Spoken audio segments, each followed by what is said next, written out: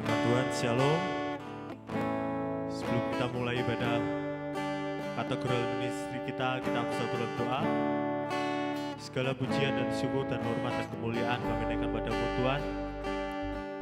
Pada siang hari ini kami akan mulai ibadah kategori ministry kami. Tuhan Yesus memberkati ibadah kami dari awal, pertengahan hingga akhirnya. Kami serahkan ke dalam tangan penyertaan-Mu Tuhan. Hanya di dalam nama Tuhan Yesus, haleluya, amin. Sebab Tuhan yang mampu, sebab Tuhan yang menghadapi setiap kita.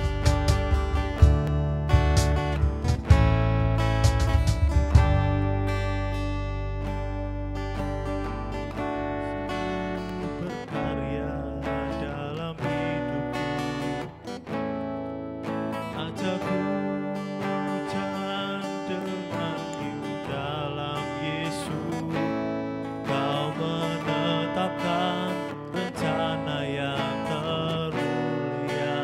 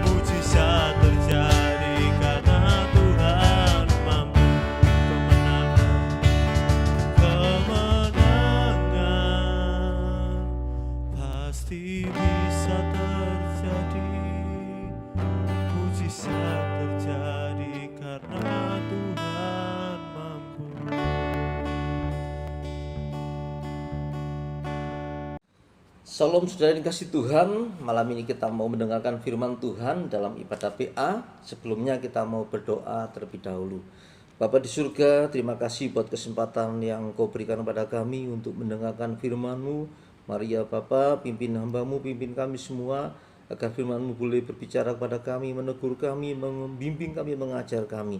Kami siap mendengarkan firman-Mu di dalam nama Tuhan Yesus Kristus. Kami siap mendengarkan firman Tuhan. Haleluya. Amin.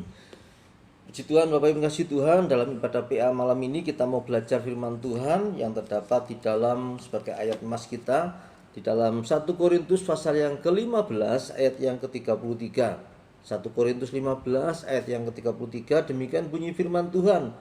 Janganlah kamu sesat, pergaulan yang buruk merusakkan kebiasaan yang baik. Sekali lagi, janganlah kamu sesat, pergaulan yang buruk merusakkan kebiasaan yang baik. Saya berikan judul firman Tuhan dalam ibadah PA malam ini yaitu jagalah pergaulanmu, jagalah pergaulanmu. Kita akan belajar tentang dua raja di dalam Israel ya, dalam kerajaan Israel dalam perjanjian lama. Ya, yang pertama kita harus tahu dulu bahwa di zaman Rehabeam anak Salomo, maka kerajaan Israel yang dipimpin Daud, dipimpin Salomo, dipimpin Saul, awalnya itu adalah satu kerajaan besar, itu terpecah gitu ya, terpecah. Satu kerajaan itu disebut kerajaan Yehuda, itu diikuti oleh satu suku Yehuda dan satu suku Benyamin. Jadi dua suku saja. Sedangkan 10 suku yang lainnya itu dipimpin oleh Yerobeam bin Nebat, atau bukan keturunan raja gitu ya, bukan keturunan Saul, bukan keturunan Daud gitu ya. Dan mereka terkadang saling perang ya, Nah, tetapi di zaman dua raja ini yang akan saya bacakan ya, yaitu Raja Yosafat dan Raja Ahab, mereka berdamai gitu ya. Mereka berdamai. Saya bacakan dulu dalam 1 Raja-Raja 22 ayat 41 dan 45. 1 Raja-Raja pasal 22 ayat 41 sampai 45 ya. Judul berikutnya Yosafat Raja Yehuda. Yosafat anak Asa menjadi raja atas Yehuda dalam tahun keempat zaman Ahab raja Israel. Yosafat berumur 35 tahun pada waktu ia menjadi raja, dan 25 tahun lamanya ia memerintah di Yerusalem. Nama ibunya ialah Asuba anak Silhi. Ia hidup mengikuti jejak Asa ayahnya.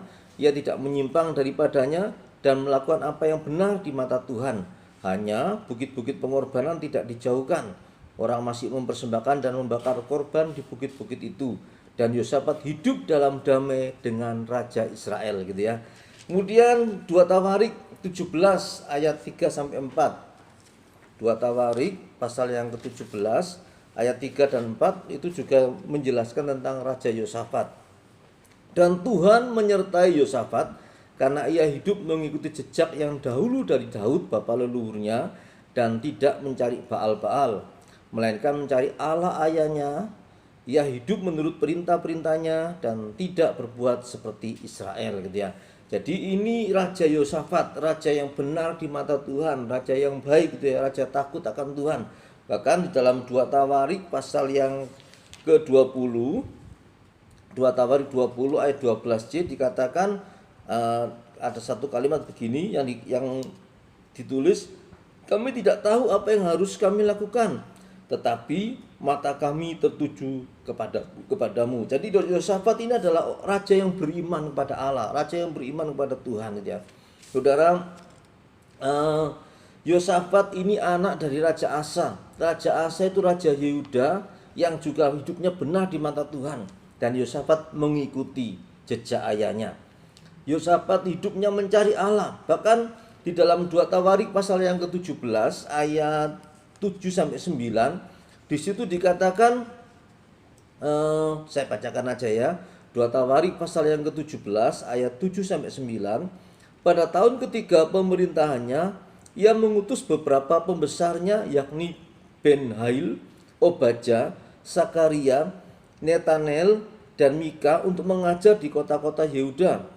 Bersama-sama mereka turut juga beberapa orang Lewi, yakni Semaya, Netanya, Sebaja, Asael, Semiramot, Yonatan, Adonia, Tobia, dan Top Adonia, disertai imam-imam Elisama dan Yoram. Ayat yang ke-9, mereka memberikan pelajaran di Yehuda dengan membawa kitab Taurat Tuhan.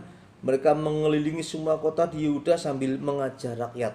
Jadi ini kelebihan dari Yosafat, takut akan Tuhan, hidup benar di mata Tuhan gitu ya, dan menetapkan para pengajar kitab Taurat ya. Juga dia menetapkan para hakim, dan Yosafat itu adalah raja yang beriman kepada Tuhan. Sekarang kita lihat raja satunya, yaitu Raja Ahab ya. Siapakah Raja Ahab? Kita lihat 1 Raja-Raja 16, 1 Raja-Raja pasal yang ke-16 ayat 25 dan 29. 1 Raja-Raja 16 ayat 25 dan 29. Dikatakan, Omri melakukan apa yang jahat di mata Tuhan, dan ia melakukan kejahatan lebih daripada segala orang yang mendahulunya. Itu Omri. Omri itu siapa? Ayat yang ke-29 dikatakan, Ahab anak Omri menjadi raja atas Israel dalam tahun ke-38 zaman Asa Raja Yehuda, dan Ahab bin Omri memerintah 22 tahun lamanya atas Israel di Samaria. Jadi Ahab itu bapaknya namanya Omri. Omri itu raja Israel yang dikatakan di sini melakukan kejahatan lebih daripada segala orang yang mendahulunya. Dan kita tahu Ahab sendiri juga nggak jauh beda dengan ayahnya gitu ya. Ahab juga melakukan apa yang jahat gitu ya. Ayat yang ke-30 ya, 1 Raja-Raja pasal yang 16 ayat yang ke-30. Ahab bin Omri melakukan apa yang jahat di mata Tuhan lebih daripada semua orang yang mendahulunya. Sama. Baik Omri maupun Ahab juga sama, dikatakan raja yang melakukan kejahatan di mata Tuhan gitu ya. Saudara, yang menarik ya, tadi kan judul firman Tuhannya bahwa jagalah pergaulanmu. Saudara, Yosafat ini berbesan, bahkan berdamai dengan kerajaan Israel gitu ya. Berdamai gitu ya. Saudara, Ahab ini adalah raja yang jahat ya, raja yang jahat. Dan siapa istrinya Ahab? Namanya Isabel ya, Isabel gitu ya. Dan Isabel itu adalah putri dari Raja Sidon, orang Kanaan dan penyembah berhala. Jadi Ahab sendiri juga terbawa gitu ya. Jadi Ahab sendiri adalah raja yang tidak mengandalkan Tuhan ya. Raja yang tidak mengandalkan Tuhan. Ingat peristiwa kebun anggur Nabot ya, bagaimana Ahab menyetujui cara licik dari Isabel gitu ya. Dan itu sangat menyakiti hati Tuhan itu ya. Saudara, persahabatan antara Yosafat dengan Ahab itu berlangsung sangat lama dan terkesan sangat kental gitu ya. Bahkan mereka berbesanan ya, Saudara, kita lihat Raja-Raja pasal 8 ayat 18 ya. Saudara, dikatakan ia hidup menurut kelakuan raja-raja Israel seperti yang dilakukan keluarga Ahab, sebab yang menjadi istrinya adalah anak Ahab. Ia melakukan apa yang jahat di mata Tuhan. Saudara, ini siapa? Ini adalah tentang Yoram. Yoram itu siapa? Yoram itu adalah anaknya Yosafat. Jadi dengan kata lain, Yosafat berbesan dengan Ahab. Padahal Ahab sendiri itu hidupnya nggak benar. Kemudian yang menarik gitu ya, ada kisah bagaimana ketika Yosafat ya diajak perang oleh Ahab gitu ya.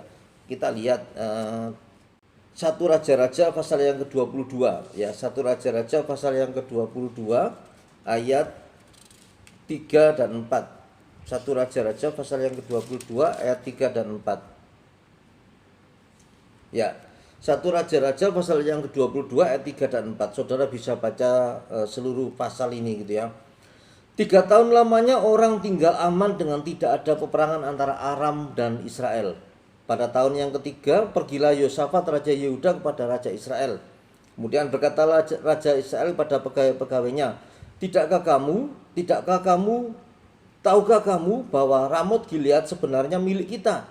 Tetapi kita tinggal diam saja dan tidak merebutnya dari tangan raja negeri Aram. Jadi kisahnya itu bagaimana Ahab mencari perkara dengan Aram gitu ya. Dan ketika Yosafat berkunjung ke Ahab ya, Ahab mengemukakan hal ini. Ayat yang keempat gitu ya, ayat yang keempat. Lalu katanya kepada Yosafat, maukah engkau pergi bersama-sama aku untuk memerangi Ramot Gilead? Jawab Yosafat kepada Raja Israel, kita sama-sama, aku dan engkau, rakyatku dan rakyatmu, kudaku dan kudamu. Tapi Yosafat ada kelebihannya gitu. Ayat yang kelima. Tetapi Yosafat berkata kepada Raja Israel, baiklah tanyakan dahulu firman Tuhan. Nah ini kan beda ya antara raja yang takut akan Tuhan dengan raja yang tidak takut akan Tuhan. Yosafat mau tanya Tuhan dulu, Ahab tidak ya. Kemudian ayat yang keenam, lalu Raja Israel mengumpulkan para nabi, kira-kira 400 orang banyaknya. Kemudian bertanyalah ia kepada mereka, apakah aku boleh pergi berperang melawan Ramot Gilead atau aku membatalkannya? Jawab 400 nabi tadi, majulah, Tuhan akan menyerahkannya ke dalam tangan raja. Ayat 7, tetapi Yosafat bertanya, tidak adakah lagi di sini seorang nabi Tuhan supaya dengan perantaranya kita dapat meminta petunjuk. Jadi saudara, pada zaman itu ada beberapa nabi itu yang bekerja di kerajaan ya, supaya apa? Mendoakan raja, memberikan nubuat yang baik pada raja gitu ya. Tetapi sebetulnya nubuat yang disampaikan belum tentu dari Tuhan gitu ya. Dan rupanya Yosafat peka dengan suara Tuhan. 400 nabi, bayangkan 400 nabi itu menyetujui rencana perang Ahab dan Yosafat ini. Tetapi Yosafat tak yakin dia. Kemudian ayat 8. Jawab Raja Israel kepada Yosafat, masih ada seorang lagi yang dengan perantaraannya dapat diminta petunjuk Tuhan. Tetapi aku membenci dia. Ini Ahab yang ngomong ya. Sebab tidak pernah ia menubuatkan yang baik tentang aku, melainkan malapetaka. Orang itu ialah Mika bin Yimlah. Kata Yosafat, janganlah raja berkata demikian ya. Kemudian Raja Israel Ahab memanggil seorang pegawai istana, katanya, jemputlah Mika bin Yimlah dengan segera. Sementara Raja Israel dan Yosafat Raja Yehuda duduk masing-masing di atas taktanya dengan pakaian kebesaran di suatu tempat pengirikan di depan pintu gerbang Samaria, sedang semua nabi itu bernubuat di depan mereka. Wah, ini kan.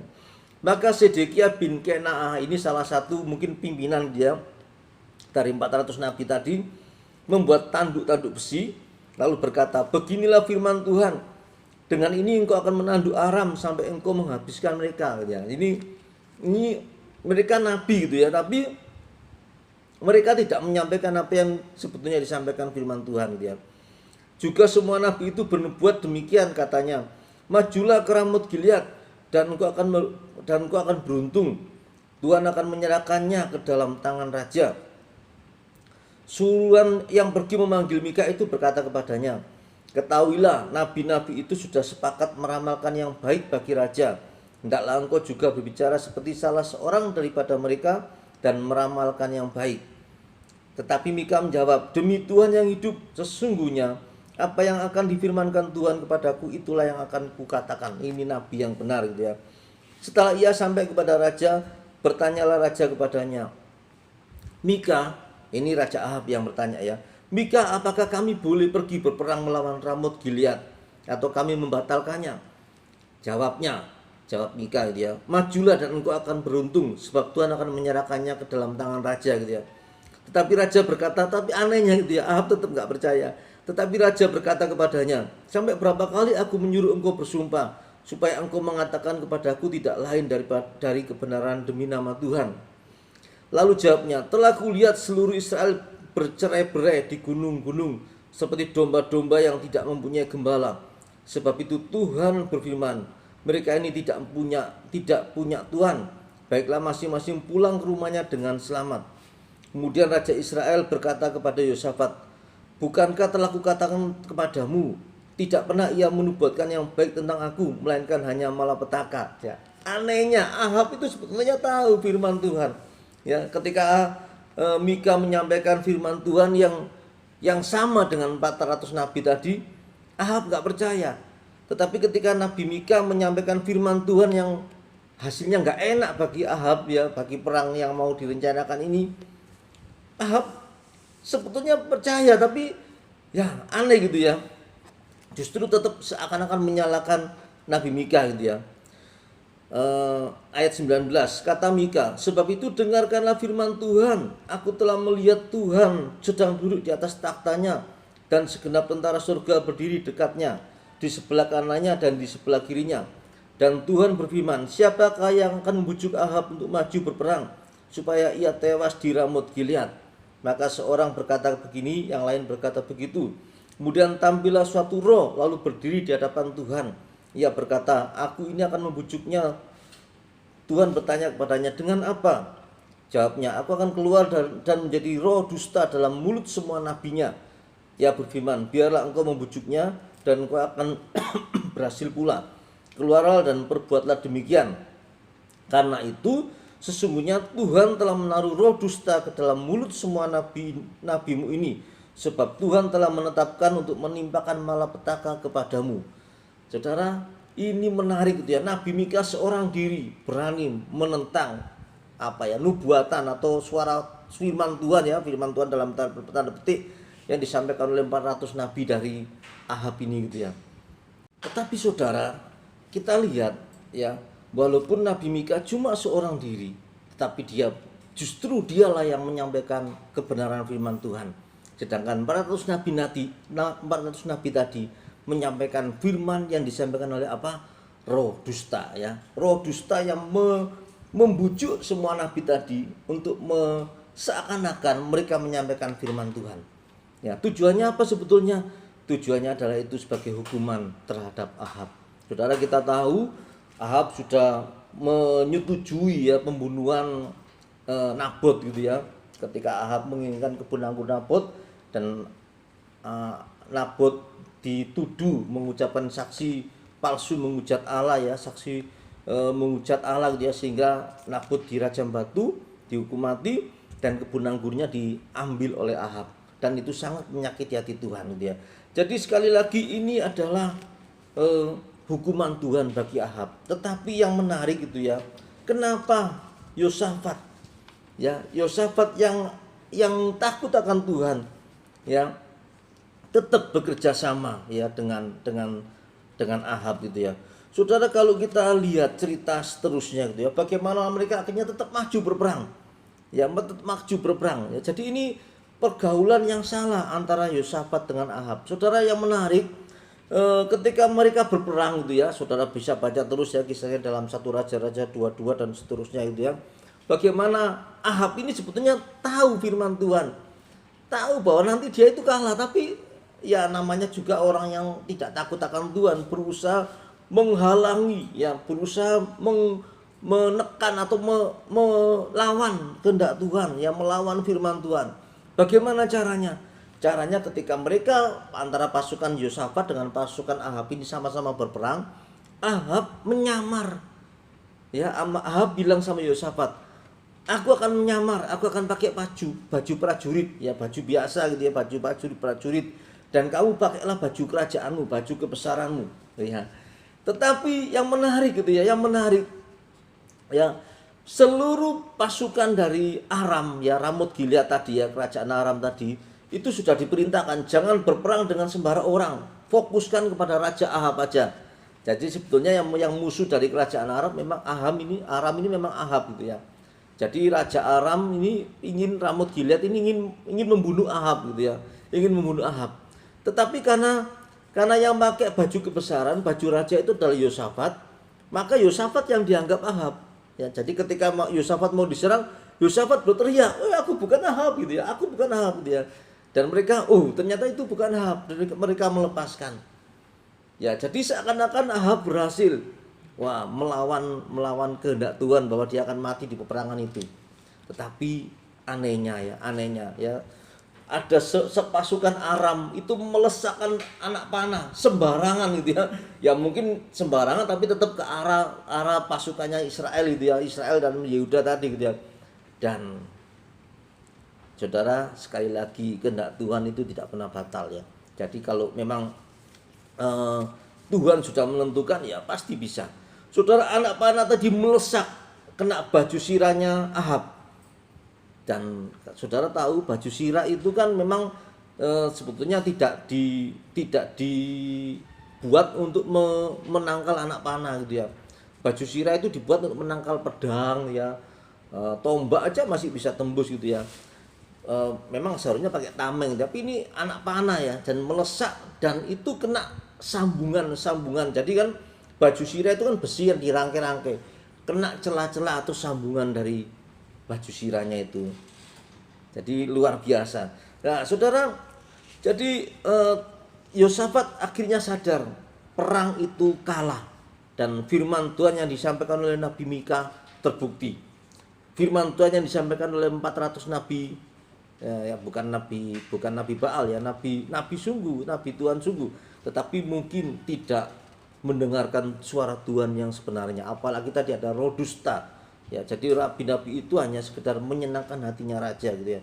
Jadi saudara, pergaulan yang buruk itu bisa merusakkan kebiasaan yang baik. Saudara, Yosafat apakah sebetulnya tidak ditegur oleh Tuhan ketika dia berbesan ya, bersahabat dengan Ahab? Saudara, memang tidak ditegur secara langsung gitu ya. Tetapi kita tahu bahwa sebetulnya Tuhan tidak menyetujui ya perbesanan atau pernikahan anaknya Yosafat Yoram ini dengan anaknya Ahab yang bernama Atalia ini.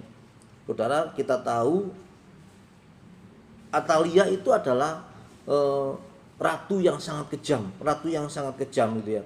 Ratu yang sangat kejam. Saudara, keturunan dari Yosafat ya, Yoram itu hampir semuanya dibunuh oleh Atalia gitu ya. Ya, jadi Atalia ini adalah ratu yang sangat kejam dia. Saudara, persahabatan yang buruk itu bisa merusakkan kebiasaan yang baik. Tapi ya untungnya Yosafat itu tidak terbawa oleh penyembahan berhala yang dilakukan oleh keluarga dari Ahab ini gitu ya. Saudara, rencana Tuhan tidak bisa gagal gitu ya. Tapi yang kita harus sadar bahwa kita harus menjaga persahabatan kita. Saudara, Yosafat mungkin terkesan atau kebaikan atau keraman Ahab gitu ya. Coba kita lihat 2 Tawarik pasal yang ke-18 ayat yang kedua. 2 Tawarik 18 ayat yang kedua. Mulai ayat 1 saja ya. 2 Tawarik 18 ayat 1 sampai 2. Ketika Yosafat kaya dan sangat terhormat, ia menjadi besan Ahab. Beberapa tahun kemudian pergilah ia kepada Ahab di Samaria. Perhatikan di sini, Ahab menyembelih banyak kambing domba dan lembu sapi untuk dia dan untuk rombongannya. Ya, Ahab menjamu Yosafat dengan sedemikian rupa ya. Ya, sebelum dia mengajak berperang gitu ya. Mungkin Ahab terkesan dengan kebaikannya. Selain itu dia juga adalah besannya. Selain itu mereka sama-sama Israel awalnya gitu ya, sama-sama keturunan Yakub gitu ya. Dan Israel, kerajaan Israel pun juga umat Allah walaupun mereka bukan keturunan dari Raja Daud ya. Ya, tapi kita lihat sebetulnya persahabatan yang seperti itu adalah persahabatan yang salah. Jadi saudara, jangan membiarkan kita terbawa ya. Saudara, berteman dengan semua orang boleh, bagus gitu ya, tapi berkaitan dengan sahabat hati-hati. Kita tidak boleh membenci, tapi kita tidak boleh asal aja mencari sahabat gitu ya. Saudara, persahabatan yang dilakukan oleh Yosafat dan Ahab ini itu membawa kerugian bagi Yosafat sendiri. Kita tahu keturunannya hampir habis semua ya, keturunannya hampir habis semua gitu ya. Tapi Tuhan menyelamatkan ya, Tuhan menyelamatkan. Bagaimana andai kata keturunan itu habis gitu ya, maka janji Tuhan bahwa suku Tuhan itu adalah suku Yehuda itu bisa batal. Tapi kita tahu Tuhan tidak bisa batal gitu ya.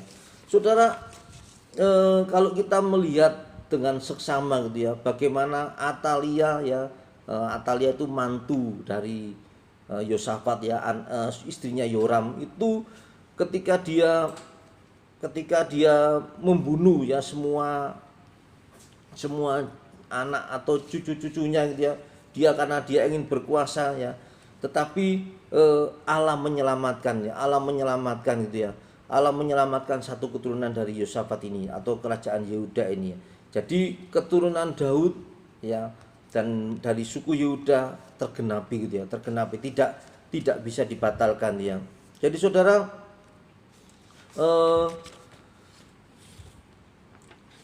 persahabatan yang buruk merusakkan kebiasaan yang baik gitu ya.